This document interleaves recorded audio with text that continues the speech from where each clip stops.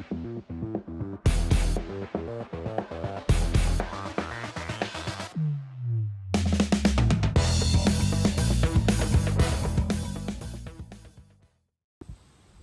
guys, welcome back to the channel. Thanks for tuning in. Today I've got a simple spinnerbait tip for you that will improve the number of bites that you get, especially in heavily pressured bodies of water and clear water. And it's something that I came across years ago.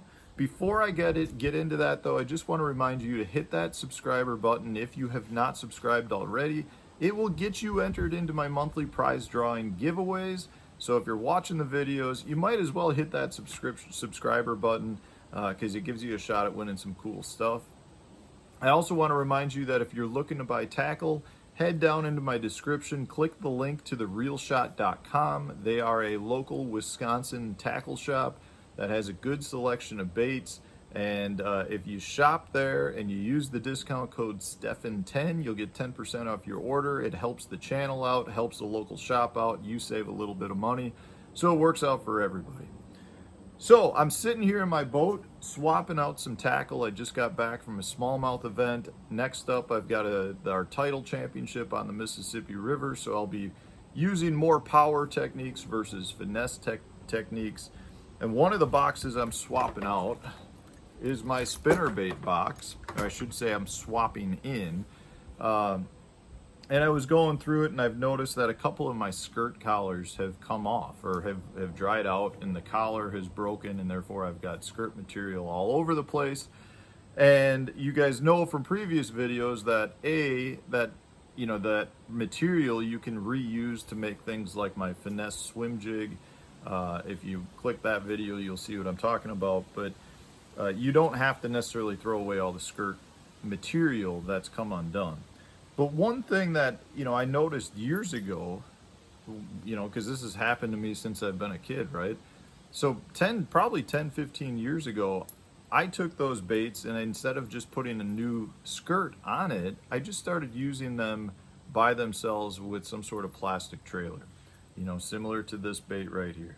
And I found that I was having really good success. And this is similar to kind of the tips I've given on the chatterbait before or the buzzbait. There are definitely times, guys, when you don't need a skirt on your spinnerbait. There are times I think it really helps excel, but if you're fishing clear water or you're fishing really heavily pressured fish, I think it's really good to get rid of your skirt. Put on a fluke style bait, like this is a Berkeley Power Bait jerk shad, or your Zoom fluke, or a boot tail kicker is also good. It really kind of depends what you're trying to do. But in this case, if you use a fluke style bait, that's going to get you down deeper in the water column. So if you're fishing a deeper ledge or you're trying to get your bait down to suspended fish, I would go with a fluke style bait. Now in this case, this is a bait that I've had rigged since the spring when I was fishing a little bit off colored water. So I've got, some colored blades and the copper blades on there. But if I'm fishing suspended fish, say spotted bass or smallmouth or largemouth that are chasing shad and they're suspended, I would be throwing Colorado blades with a fluke style bait 100% of the time.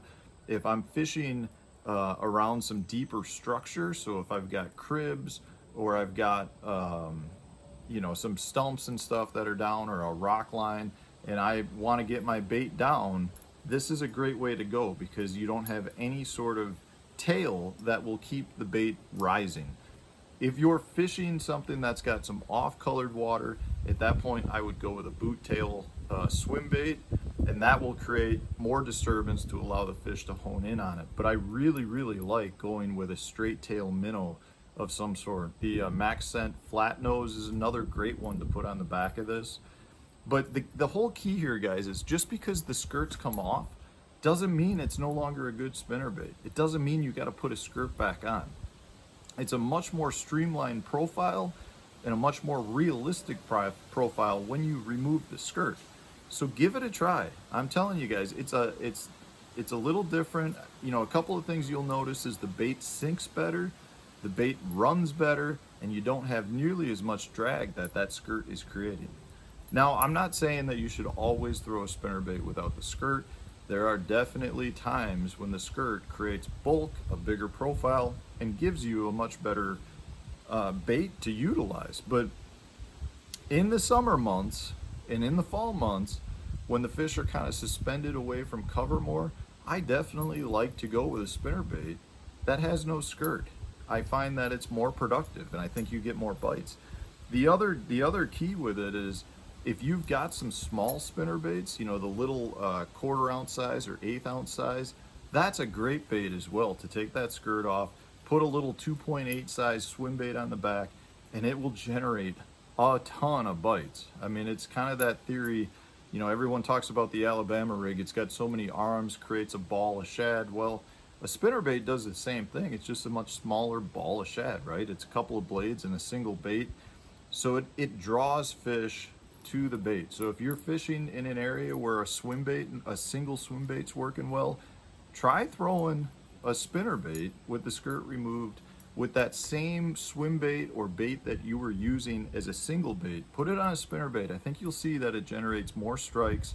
It also generates bigger strikes. So if there are fish in a school that are around, you have a better shot at getting that bigger fish to bite on a spinnerbait without the skirt than you would if you were throwing just a single swim bait.